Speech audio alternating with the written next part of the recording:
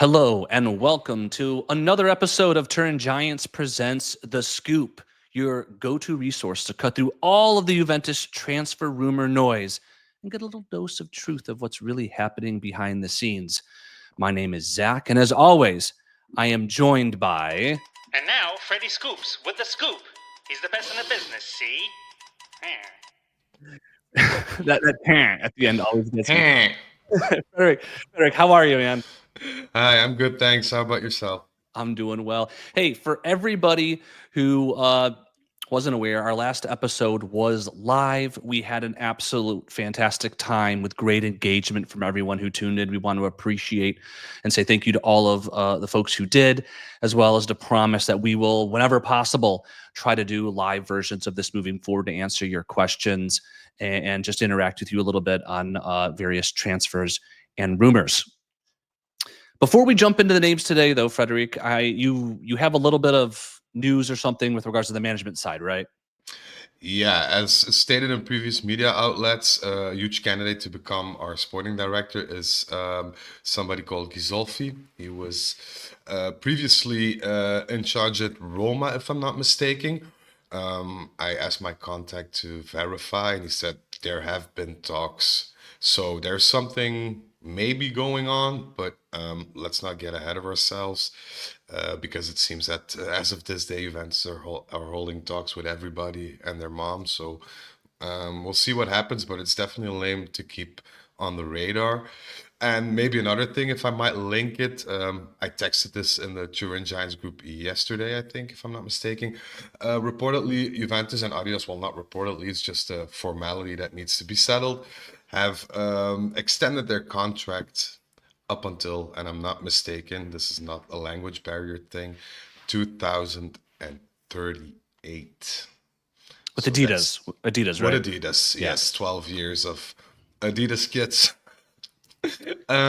Let's see where it takes us. Reportedly, not much has changed on the financial side. It's basically a renewal of our previous contract, with a small added bonus considering the lengthy time that we are committing ourselves to Adidas. Is it good news? Is it bad news? I don't know. I'm stuck in between two ferns at this point, but I like the third kit of this year, and I'm getting used to the second one. It's a strange one, but it's The blue one or the yellow one from this no last no no this new one, the cyan one, if Yeah. that's the color that they're, which I also, if I may take some credit, I think I linked to the guys in the Turin Giants group in what was it, December already? Yeah, I you think. texted us about it a long time ago, Yeah. and if we might say the concept that you texted about the third jersey, which hasn't been announced, also looks like it's going to be a pretty sweet kit to go along with the one from this past season that everybody loved, right? Yeah, it's even better than the one we had this year. So I hope we'll take advantage of that coming season. Yeah, we'll see. I mean, money in the bank, right? Yeah, we'll take it. One more thing before we jump into the players, and today it's all focused pretty much on the players. I did want to say that the Club World Cup has started, and we Turn Giants are planning and already have scheduled to do post-game interviews for at least the first the group stage games. So stay tuned for those sort of normal post-game episode content from Turn Giant standpoint, to the extent that Frederick and I, from a scoop standpoint, can mix in and or get information to share with you. We will do our best to work those in over the next couple of weeks as well.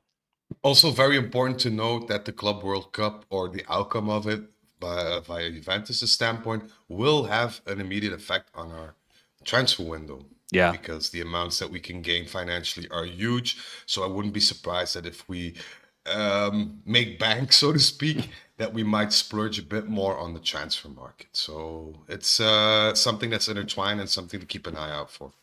All right, well, let's talk about it. As in almost every episode we're starting with the forwards again. This is clearly an area of concern for the team. We're all aware of it, and we have been linked with a lot of big names that you see on your screen here. So, Frederic, why don't you walk us through? Let's walk through these and see kind of where we stand on these folks using our standard temperature system from ice cold. It's extremely unlikely to happen to red hot, which is extremely likely to happen. So let's start with Dusan. What are the chances he stays? Well, the chances that he stays are very slim. Like I reported, his management wants to have a sit down or a talk, but Dusan is very, very charmed by the offer that Milan brought to the table. However, Juventus is not at this point, and as I said, Juventus are firm on the minimum fee of a 30 million transfer in order to not get into the negative Mhm. on the balance sheet for his transfer. So we'll see how that evolves. And other news, another club not specified from the Premier League have reported to be interested. I don't know which team, neither does my contact, but they have been in talks with his management. And to me, a player that gets in talks with a number of teams is very likely to leave. So I'd notch him down as gold. All righty, the next player, Jonathan David, was one that we had it red hot because he wanted Juventus. Juventus wanted him. The contract didn't seem to be a problem, and then his management came in and said, "Give us a bucket load of cash." Where do we stand on him today? Well, I'd say ice cold because nothing has changed from Juventus' standpoint. And the fact, if you compare the financial resources that you have to put across to get Jonathan David in on a free transfer, are pretty much the same as any other player or in the same line, balance sheet wise. So it doesn't make any sense for Juventus at this point to entertain the management of David to hop on and splurge with a lot of money because well, then it's not really a free transfer now, is it? So yeah, I'd say Well, ice cold. it doesn't seem like any other teams are really jumping on Jonathan David either. I mean, he's the type of person when maybe, should the situation require, we revisit later in the summer. Yeah. Also, the fact that his playing style is a bit similar to the one that Colomboigny has doesn't do him any favors in this regard because if he was a player that could be paired with Colomboigny, I think we'd be a bit more aggressive transfer wise. But given the fact that they're both pretty similar in terms of footballing aspects, there's not really a need to pursue it and make a financial splash to get him in. Well, you're spoiling who's what number 5 on our list here. So we'll get to Colomani in just a second. Let's talk Sorry. about the two victors first. We got Victor Gyökeres, who has been in the news a lot from some drama on the Sporting side, right? Yeah. I also, if I'm not mistaken, the last spot on the scoop, I mentioned that his manager wasn't happy with how Sporting was behaving themselves, Hmm. and he was considering legal interference to get a transfer done at the amount that they basically agreed on. And 2 days later, I think I saw it in the news as well, reported by Fabrizio Romano. So it's all out war between the management and Gyökeres and Sporting. And Gyökeres has made it very clear. He also refused a couple of teams that his priority is Juventus. And my source confirmed that he also stated that to some of his footballing friends. So he's very keen on the transfer. However, Juve is not in the position to fork out, what is it, 90 million euros. They were Well, looking at the not the amount. Sporting price.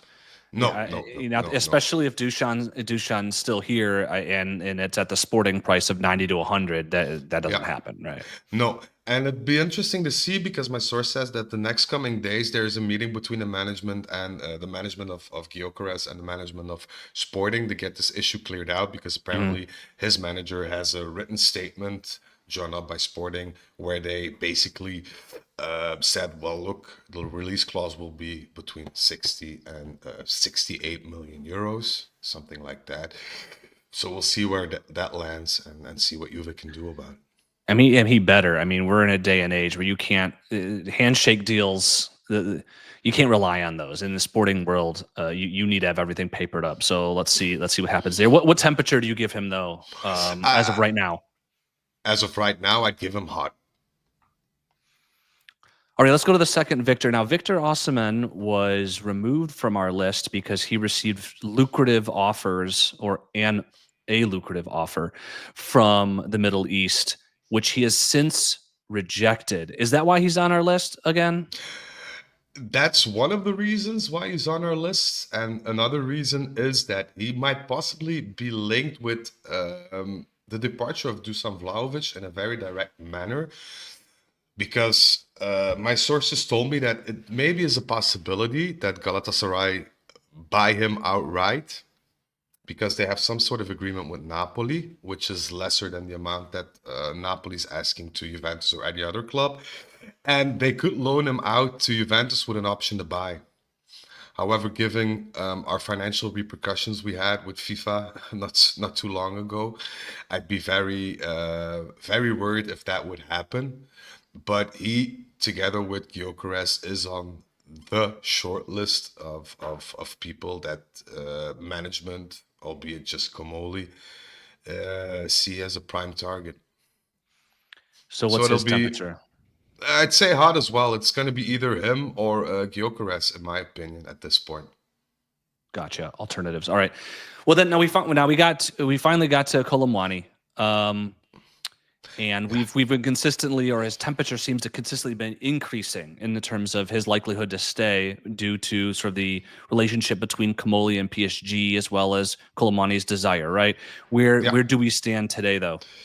I'd say warm, and there's one reason why I say warm and not hot, because Juventus want him, he wants to stay, but PSG is, making it a bit difficult. Like I said in the previous part, nothing has changed much.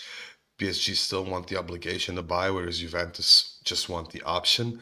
Because make no mistake, if we get him with an obligation to buy, it'll be a financial bloodbath because it'll be upwards of 70 million. And let's be honest, if you splurge out 70, 80 million this summer for either Gyökeres or Osimhen, and you have to do the same next year for Kolomwani, I mean, that's 140 million down the drain, which is just spent on two forwards. So it's a bit of a things that you need to put in a scale and to see where you land. But I'm pretty confident that we can get him on loan for the next season.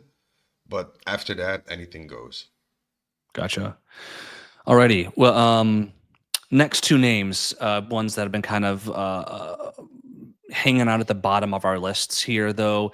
The first one, Retegui, has been consistently linked in various outlets to Juventus. What is the actual chance that he's joining our team, considering the hots and warms we see above him?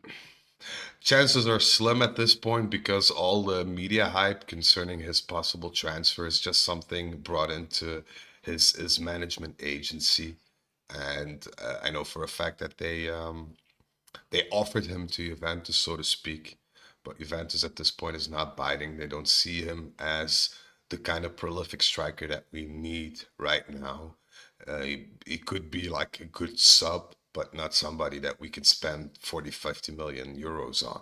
So I'd say the chances are very slim. And last but not least, another PSG player, Ramos. Yeah, we choose to abandon that because we're heavily linked on Kolomwani. And when we asked about Ramos, which we were very interested in, PSG just said straight up, well, it's going to be 85 million, no loans, no nothing, no diluted payment, 85 million now or nothing. And at that point, I think Comoli just hung up the phone, I imagine. Maybe it's kind of absurd though, a backup bench player striker. Here's 85. I mean, that's a little bit crazy. That this one also, like David, might be one we revisit because at the same time, PSG, if I'm not wrong, told Ramos that he can leave. So that kind of undermines their bargaining position, right? True, but in other respects, he has a pretty hefty contract salary-wise.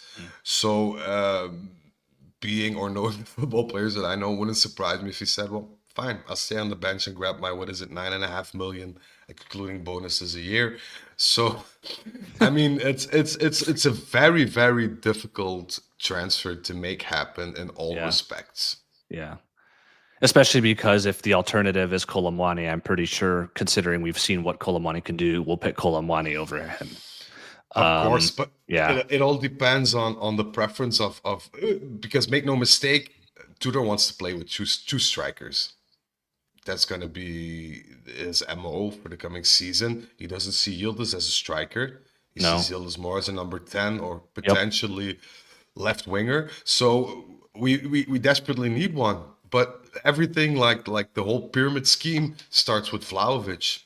Will Yeah. he leave? When will he leave? What will it amount to us financially? I think the moment he says I'm gone, then things will turn into, it'll have the crazy domino effect. Gotcha. All right. Well, let's talk about a few names of folks currently on our roster that may or may not be leaving. So, question here is, what are the chances that they're leaving? Starting with Mattia Perin. I think the chances of Mattia leaving are very high. So I'd say hot because he has a number of clubs that are interested in him. A lot of Serie A clubs. One from, let me check, my apologies, Germany, and one Premier League club. But I'm not sure if it's a championship club that's been promoted or like a fixed known Premier League club. So, but he made it clear that he wants to stay in Italy, and he has, yeah, a lot of teams, at least 3, that are concretely interested in him. So, given the playtime that he had this season and the fact that he's pretty unhappy with that, I'd say it's a big chance of him leaving. All right. Let's talk about another lone player of ours, Chico Conceição. Is he going to return to his parent club or is he staying? I'd say at this point it's a 50-50, so I'd put him at room temperature.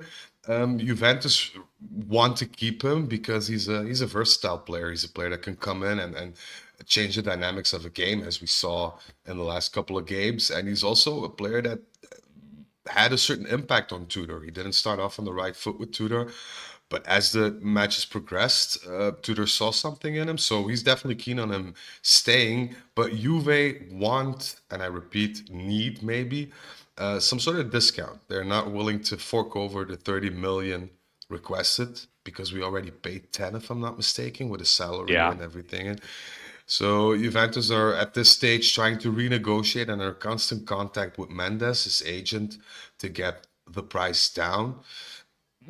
This will make a lot clear on the negotiation side of Kamoli and see where we land, because if Kamoli can get that in and get him for, what are we talking about, 20 million, then I'd say we did a good deal at this day and age, because every player that is a bit known costs upwards of 40 million these days, which is insanity, to be honest. So let's see. All right. Let's move on. Gotti. What's the news with him? Gotti, basically the same. He has some offers, and he had his offer or the thing that he requested financially, salary-wise, to Juventus declined. However, there will be room after the Club World Cup to sit together and see what happens. But at this point, and you know how it goes in the professional football business, you're at a team, they don't want to give you the money you need, but there are other teams that are prolific and knocking at your door and willing to grant you the salary wishes that you have in mind. It's a tricky situation, and I'm a bit disappointed in the fact that Kamoli didn't already sit down with him and discuss a new deal prior to leaving to America, because this is a player that's very good for the team, but if we lose him, it's not for 70 million. So Yeah. we have a lot to lose by transferring him, in my honest opinion. But say there's an impasse. Right. We have him under contract still for at least a couple years. So it's not like it's a McKennie situation where if we don't re-sign him now, he walks next year. So there is some time, right? Yeah, true. But the question that always plays out in the back of my head is, if somebody goes, you have to replace him. Like, that's just a given in football. But considering the salary that he's on and considering the transfer amount that we can get for him, we're going to do a Kelly 2.0. We're going to get somebody's in who's maybe not as good as him, and we pay him a lot more. So it's not in the interest of Juventus to, put this on the longer term. I think this is something that needs to be dealt with. And I think Tudor's vote or opinion about Gotti will play a huge role in that. And keep in mind that Gotti was injured a lot of the time that since Tudor came in. So he didn't really have a chance to prove himself to Tudor yet, like full strength. So I hope that he can make an impact this coming Club World Cup and shows that he deserves the salary that he's asking for. Yeah, I mean that was right after his injury was right after he played like 4 straight months of football, 2,000 something straight minutes. So, we'll see. I think this one will be, just like you said, cleared up pretty quickly, either during or soon after the Club World Cup. You mentioned Kelly. Let's talk about him next. Obviously, we were obligated to buy him, but he's on our list. What are the chances he leaves? The chances that he leaves are very high. Comoli's not a fan. Tudor doesn't seem to be big of a fan either. His salary is not that high, but also not that low. So he has a very high impact on our balance sheet. And this was also a bit, how shall I put it? He had some offers from other teams. So this is something that Juventus didn't expect. And given the fact that the offers are there, there's something that, Juventus take into account and want to see where the situation takes them. So he's not a top pick to be a starter. He's too expensive, so we need to get rid of him. Gotcha. Douglas Luiz. Pretty much the same. I'd also put him at hot. Why will I put him at hot? Because he has a chance to prove himself in the Club World Cup. But he's also a player that weighs heavily on our balance sheet, and his impact thus far was very minimal. And the thing with Douglas Luiz is, if I may listen to the rumors and believe them, he's very much inclined to return to the UK. And I think for Juventus, you can use him as a bargaining chip in other transfers.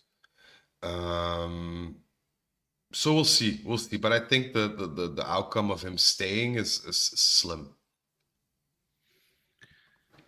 And I think, unlike Kelly, he has an overwhelming body of work upon which to sell him, right? I mean, you can go to the Premier League and say, "Hey, look, this guy was a baller," and that be legitimate.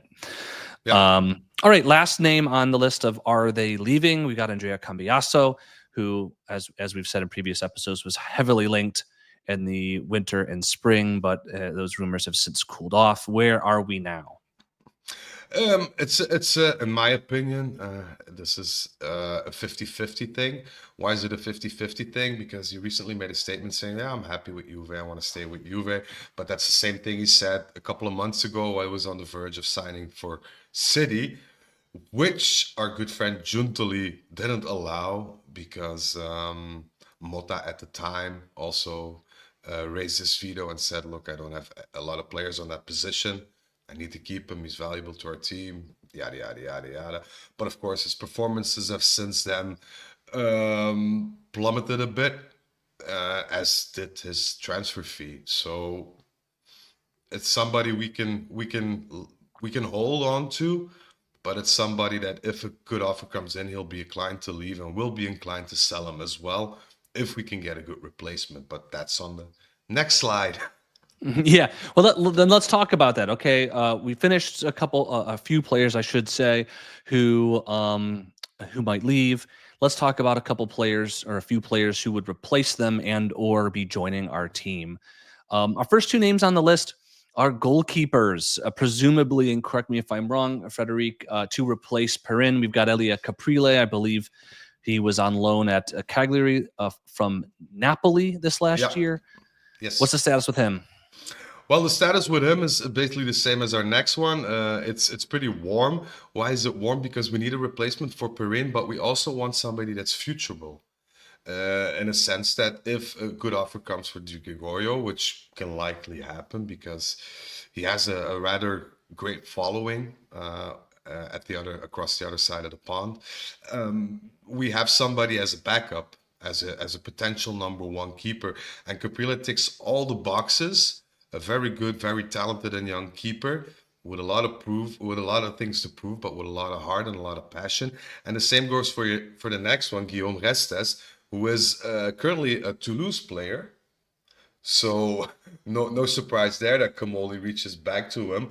But also a fun fact statistically, Restes this season had the most clean sheets in the League 1. So he is very much so a talent, very good goalkeeper, huge potential. And if we need to sign a backup keeper, we eventually want our backup keeper to replace our first keeper with due time.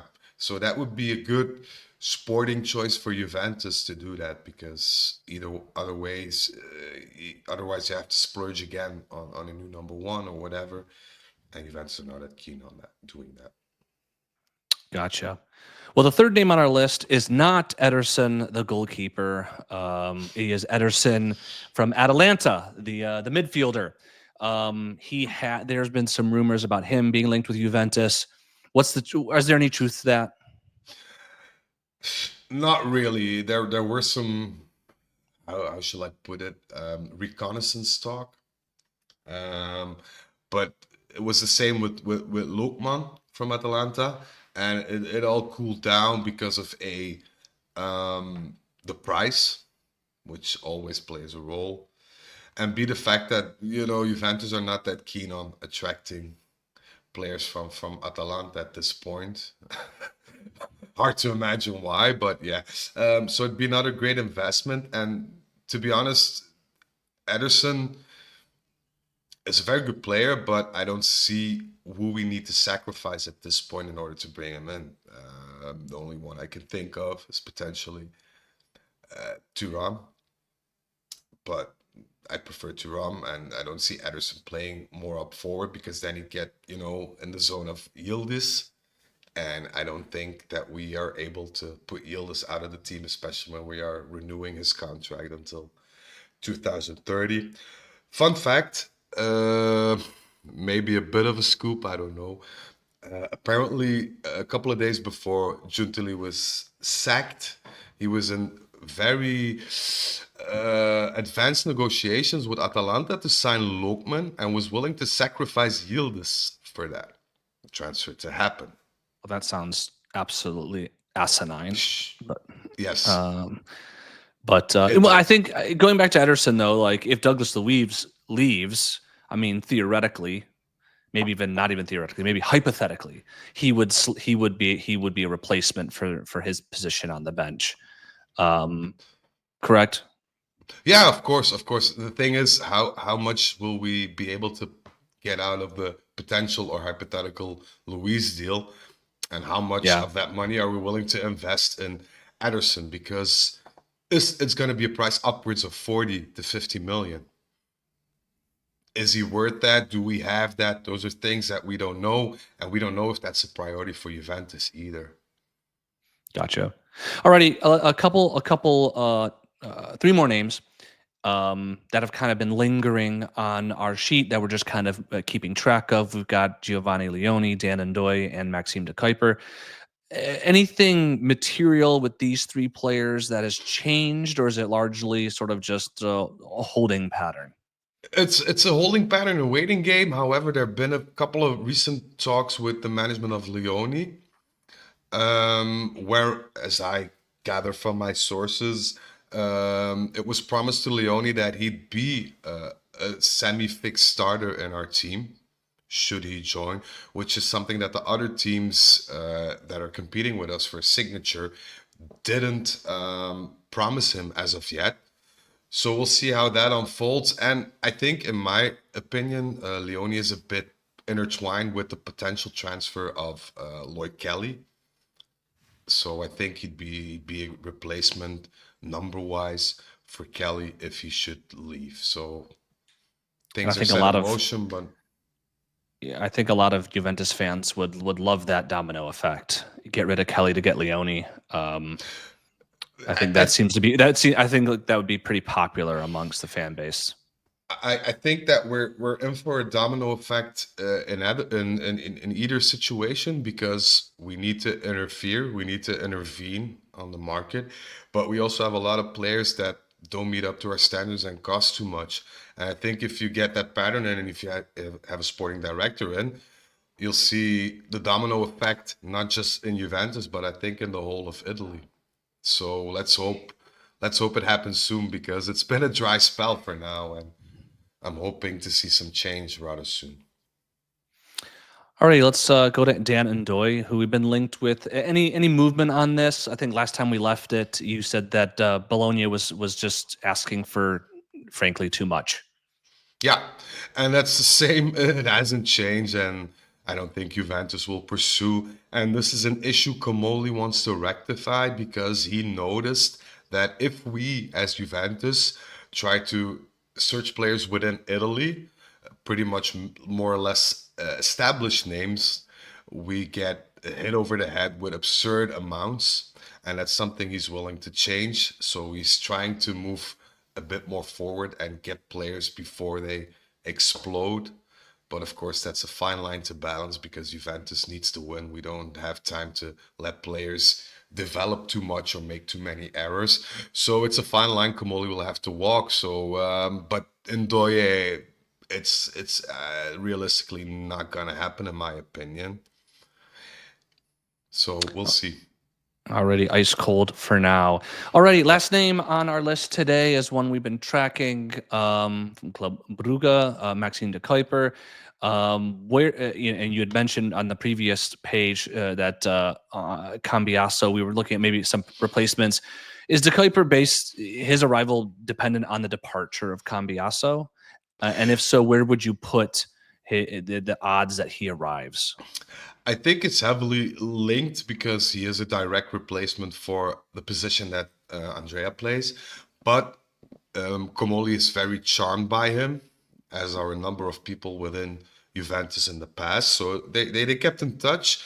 But it's very hard to negotiate with Brugge, and it's very hard to get a decent amount on the table, because from what I hear is that our good friends from Aston Villa have also reportedly will try to make an offer for Maxime de Kuiper. So we'll see what that goes. But I put him at this point, I just put him at room temperature. It's a 50-50.